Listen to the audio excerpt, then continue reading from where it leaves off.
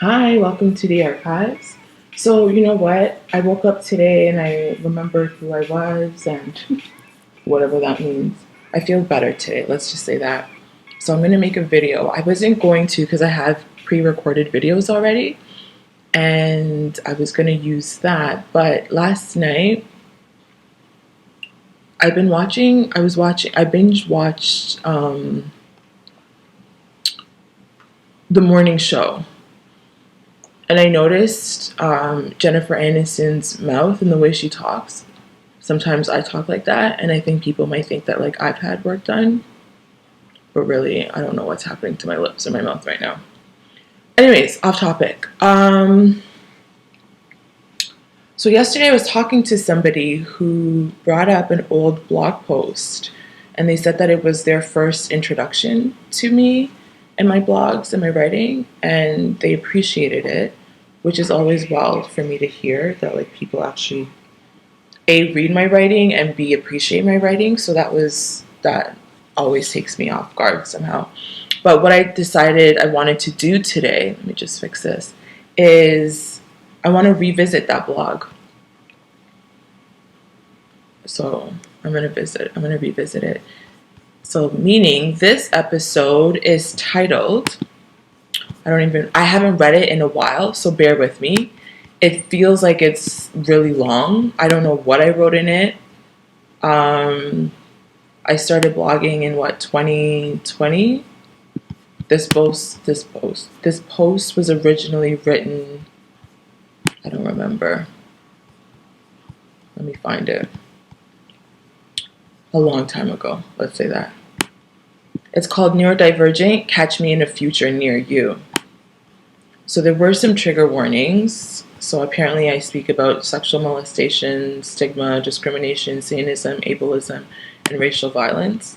I've been seeing a lot of discourse lately around trigger warnings, so take it for what you will. Let's see what we wrote in here. I have no clue.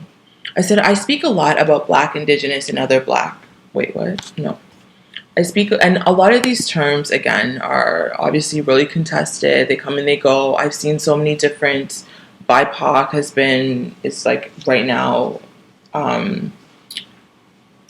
being contested as well too. Not necessarily contested. Folks are just sharing their views on why it's problematic. I've seen a Black feminist say it's racist. I've also seen out of the UK, I've seen BEAM, Black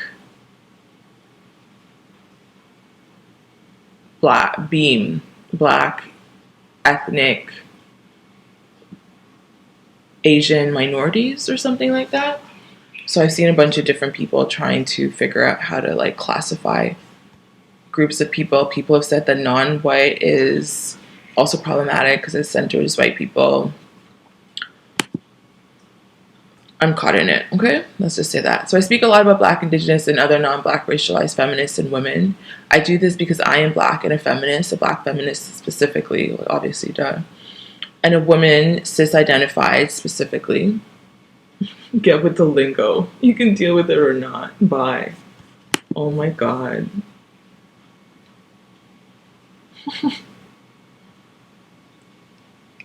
That is so funny. That's why people say I'm, what is the word? Confrontational? I was born in the Ashanti region of Ghana, surrounded by predominantly Black people, other Africans like me. Back then, in the 80s, when I was born, and for the first couple years of my life, we didn't necessarily call ourselves Black. We identified based on our tribe or region. I saw a video recently of a Filipino woman who looks like a light-skinned Black woman. Some people might say she's ambiguous, and folks, I guess, often read her as Black. And in the video, she was like, "I'm not Black. I'm a Filipina," and that's gotten me thinking about folks who I don't know if she has, because there are Black Filipino people. I know that. But it's just interesting how people decide to classify as however they identify as. And so for me, growing up, Blackness wasn't something I knew about. Well, first of all, I was a child. Okay, so like, let's just make that very clear. I was like, what, 5, 6 years old.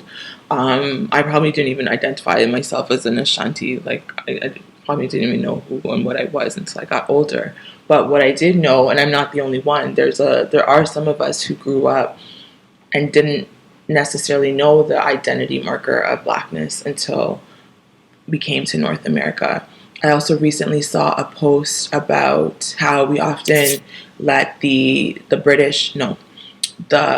Portuguese and the Spanish colonizers off because of a lot of the conversation gets focused around the French or the British. And somebody posted about a Portuguese man in like 14 something who was part of the naming of like black and white. I have to look into those specifics of that because I always forget exactly how the origin stories of race. All to say, Blackness as a concept was something that I learned when I moved to Toronto in the mid-90s. I obviously claim Black and Blackness as an identity now, especially now that I learn more about Black culture within the North American context, specifically the Black American context. We don't often talk about Blackness in Canada or Blackness in the UK or Blackness in Australia. We don't often talk about Black people in New Zealand or in other places in Asia. And I think now we're starting to see more people talking about what it's like to be Black in like Japan or China or India. But often when we're talking about Black or the Black experience, it tends to be the Black American experience. And so I wrote an article about this back in the Ottawa Citizen. And I think a lot of people, read it for what you will. You will consume me based on who and where you are, right? And so I think a lot of people mistook that as like, oh, she doesn't identify as Black, or like she's not proud to be Black, or like I've seen tweets like if you have to explain that you're Black, then you're not Black. And like, again, this tends to be a lot of like Black Americans, but that's not at all what I was saying. Two things can be true at once, right? And I think it's also really interesting because if you don't have that experience of being born somewhere else and all you know is the Black American experience, then it can be really hard to understand some of these. I don't think it's that hard. I think people might choose not to want to, or just might not get it. But all to say is some of us, we came from tribes, bands, nations, cultures. All of these words are still English and they didn't come until after. But all to say is, and I intentionally use the word thrust. And I think that's what provoked a lot of people because it's as if I didn't want it and it was pushed on me. Yes and no. Because again, when parts of your identity get flattened or even erased and dismissed, that is also really painful and could be like, could you imagine people being like, you're not telling Black Canadians or Black Americans like you're not Black, you're American. And two things can be true at once. You can be born in America and be American and not claim to be American because of your politics. But at the same time, to have somebody say that this is what you are, and we are not going to acknowledge the other parts of you, that can feel really violent. And hence why I use the word thrust intentionally. People often think that it's like subconscious or unconscious language, but I oftentimes very intentional with the language and the words that I use. And what I want to provoke. And provoke is also used here intentionally. Anyways, I also discovered, pun intended, see, this is what I mean. I use the word discovered here on purpose because we're talking about colonialism. The term feminism in college. So here, in the Canadian context would be university. I first discovered the idea of feminism when I was in university. That's not to say that, again, I didn't have feminists around me and that I didn't grow up with folks who had a feminist politic. It's just to say that, again, that language, the language of Blackness, the language of feminism, those are words that I learned as I grew older and learned more about those identities, and then intentionally chose to align myself with those identities, which is different than somebody being like, you are a feminist, you are Black, you are this, right? I got to come to claim it for myself, align with it for myself. None of this is in the blog, but like this is all off topic. So I claim feminism as a way of life as well, specifically Black feminism. And again, I'm learning more about Black feminism myself. But the more I learn about the differences between feminism and Black feminism, or even womanism, Dr. Blade talks about this. And I wrote, all the Africans are men and all the sisters are American, but some of us resist. The more clear that I get about my feminist politic and practice. But because I first identified based on different identity markers that were contextualized by my lived experience and social location, I'm also very hyper aware that race was initially a concept and a figment of the white imagination. It's a concept that is made real now and physical and has material consequences as well as power and domination. But that's for another blog. And because something is socially constructed doesn't mean that it's not also real, right? Like anti-Black racism is very real in my life. I spoke recently of an incident where this white man basically like beat the shit out of me and called me a nigger, and not even like N-word. Called me a nigger, called us niggers. He said he hates niggers. We don't belong here. Oh, we all deserve to die. We should be dead, is what he said. Right? So, like, race, yes, Blackness might be a word and a construct that the white man created, but at the same time has very real consequences. So, it was not constructed. Whiteness is not constructed as a race in the same way as it is for, like, Black and brown people, right? A lot of white people now are getting offended by the term white. They don't want to be called white, even though white people are the ones who created the term. White people get offended when you call them white because they do not see themselves as a race per se. In the imagination of most white people in North America, race is coded as colored, right? Race is a colored thing, not like a white thing. They are not a race, unless it's an Aryan race. And I might have written that. Yeah, I wrote that later on. I'm just going to read it. In the imagination of most white people in North America, race is coded as colored. Unless appropriating everyone else, white people do not see themselves as colored. And did anyone see Trump in the last debate? Tell me he didn't look more red than his usual orange, and not the native pride red, the lobster and crab red. Yikes. It didn't look like it's going well for him either. Praise. But that's for another blog. Oh my god, I was really unhinged when I first started blogging. Wow. So we took a poke at Trump. I'm sure his folks will come back with the heat. So most white people do not think of themselves as a color other than when it comes to identifying with white power. Most do not see themselves as a race unless under the context of the Aryan race, which speaks exactly to the racist, anti-Semitic, anti-Black, anti-Indigenous, Islamophobic, xenophobic, white supremacists who identify with white power and white superiority. So white people constructed the idea of race but hate to be associated with it. And I'm not the first person to say this. Others have written about this as well too. They created race and projected it onto me. While I claim Blackness, I also take issue with the idea of race. I'm also just an Akan woman. I'm also just an Ashanti woman, right? I'm a Kumasi girl. I'm a Toronto girl. I'm a Six girl. Like, I'm also all of these different things as well too. A human maybe, like, try humanizing me. Wow. This is why I use the term racialized, to remind people that this race thing was something that was projected onto me and projected onto us. Anyways, I literally wrote anyways. I also speak of Black, Indigenous, and other women of color living with some level of neurotypical variance.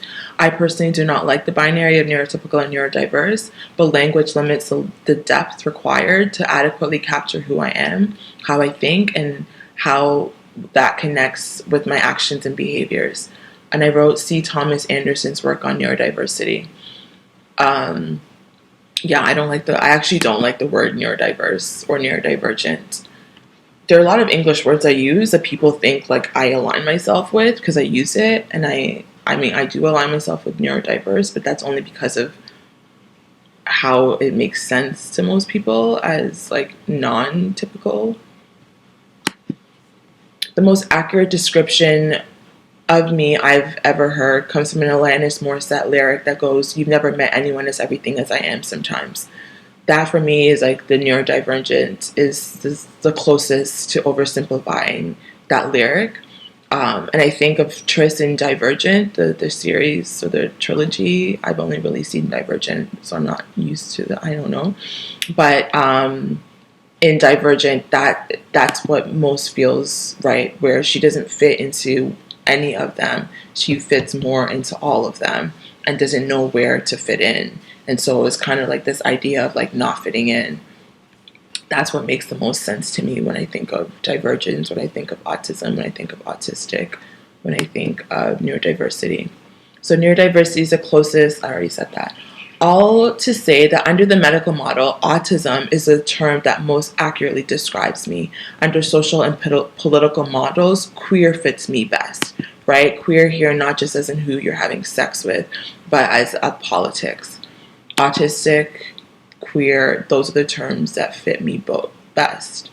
I tend to speak specifically of other Black neurodivergents like me who find themselves at the intersection of several marginalized identities, including poverty, mental illness, or living with visible or non-visible disabilities. These are feminists like Lynn and Lauren in the Parable series that Octavia Butler wrote, who feel and read subtle energy naturally or through some form of training and initiation. These individuals share some level of lived experience that cannot be easily understood by normatively wired neurotypicals who do not feel, perceive, or sense touch in the same way.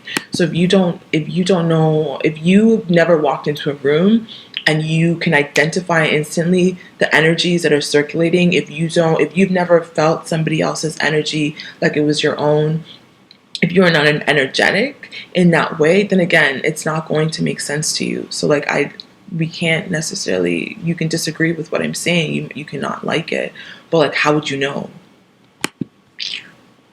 I speak specifically of neurodivergent feminists who purport to animism or indigenous and shamanic cosmological systems. Through these worldviews, these feminists are able to subjectively access other worlds, alternative planes, realms, dimensions, parallel realities, dream states, or cosmic portals. So Brian Strauss, I think is what his name was, calls this as cosmic portals as doorways that permit translocation of shamans, spirits, and deities between worlds or levels of the cosmos. Right? So these are people who have their feet in both worlds, here and there. This also the works of different spiritual writers and practitioners. Mariam Hasna has talked about this. At this time, it was Kenneth Grover was talking about this. A lot of people talk about some of these different things.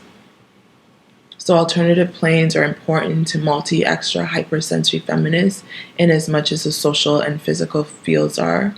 Shames's lines can take these Black and brown neurodivergent feminists on lines of articulation with potential to pivot into lines of flight at any given moment, extending beyond the sociocultural and material into subjective psychic fields. So in this sense, Shames's lines stretch across multiple spatial temporal zones. To use Black feminist scholar Catherine McKittrick, these feminists relocate feminism to the body and widen the scope of feminist geographies by expanding the definition of multiscalar to include subjective sites not easily identifiable or even evidence as real or objective, what McKittrick positions as Black feminist geographies. I connect Afro-Caribbean lesbian writer, teacher, and activist Dr. Jackie Alexander's pedagogies of crossing, meditations on feminism, sexual politics, memory, and the sacred with the Chiltal people of Chiapas, Mexico. Zelta? I'm so sorry I mispronounced that.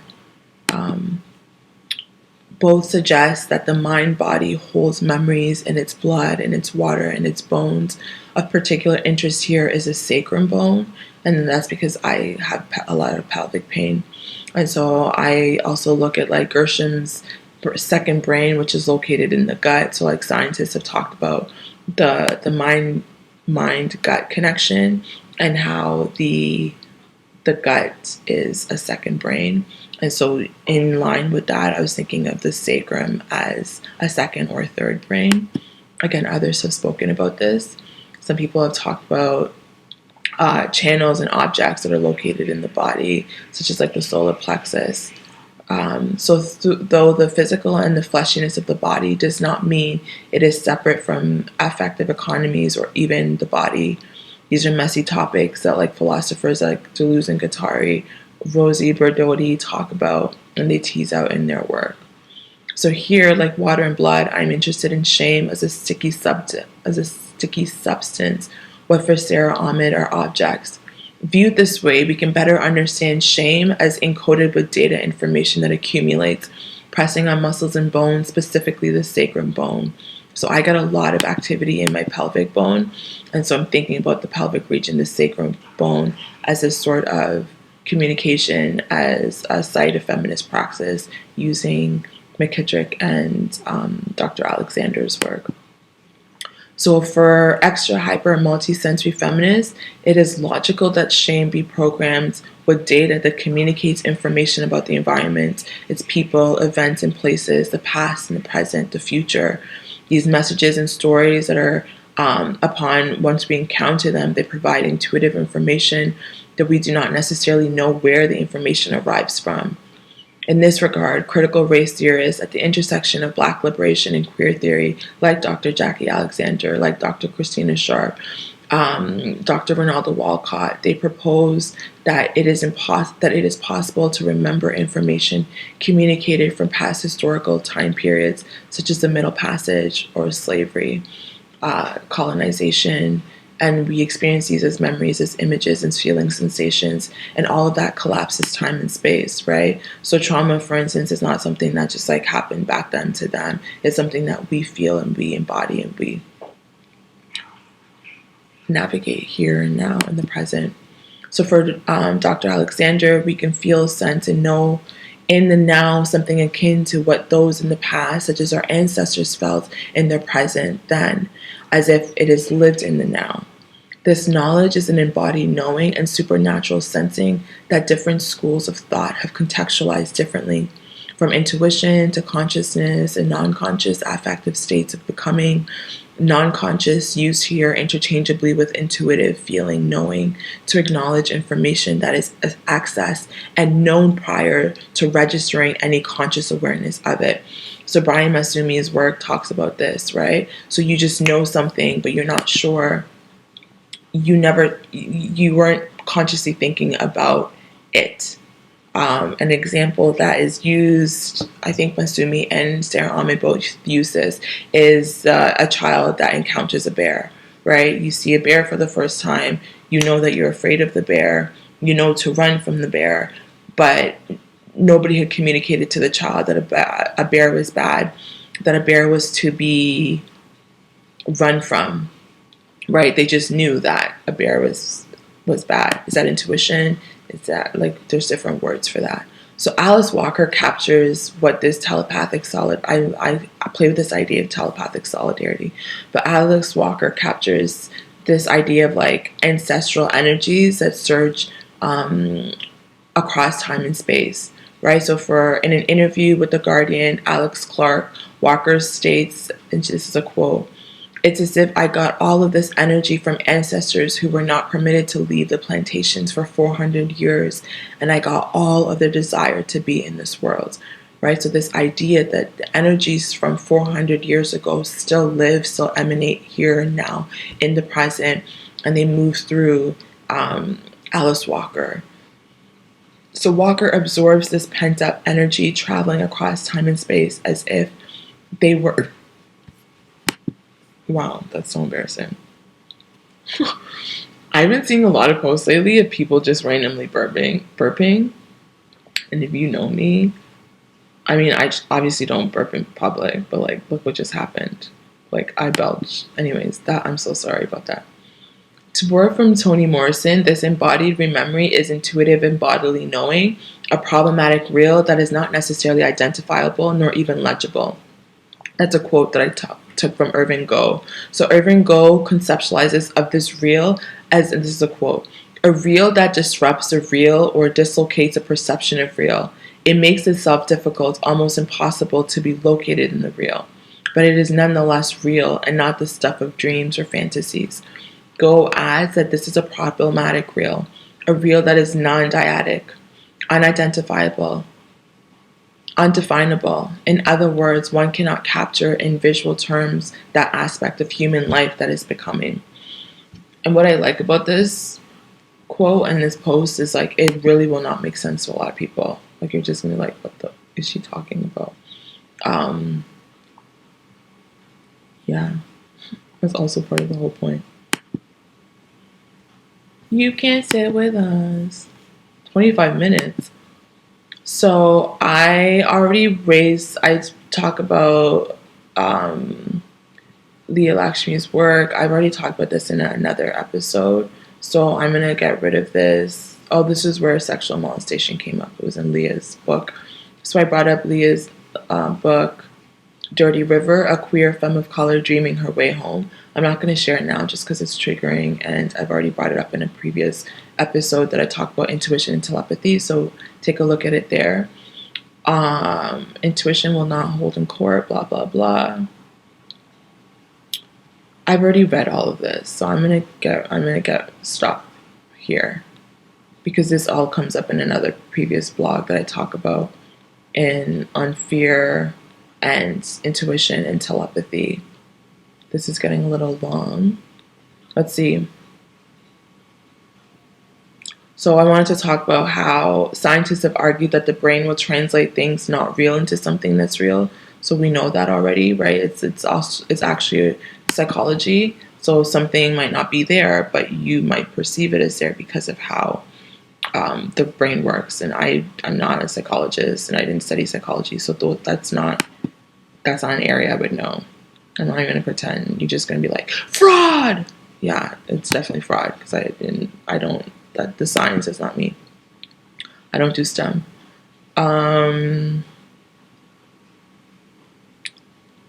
So neurodivergent feminists, like those discussed in my project, Lauren, Lynn, and Beatrice, these are feminists that are willing to embrace the idea that their bodies, consciousness, including unsub and non-consciousness, thoughts, actions, behaviors, lived experiences, the feminist work are all tangled up in an economy that includes emotions and traumas of different kinds. So as shapeshifters, their feminism is constantly becoming. They're enduring transitions that give way to new lines of flight. They are, as Spinoza would suggest, individuals who affect and are affected. I'm so glad I'm done my PhD. Oh my God, I graduated last week. I'm so glad I'm done my PhD. So now I don't have to quote all of these like white philosophers that like I actually didn't really care to include, but like I wouldn't say bullied. I was myself. I was trying to like fit in and be. It was just ridiculous. I'm so happy I don't have to do that anymore. Forget about Spinoza. Take that out. So this is not always the case.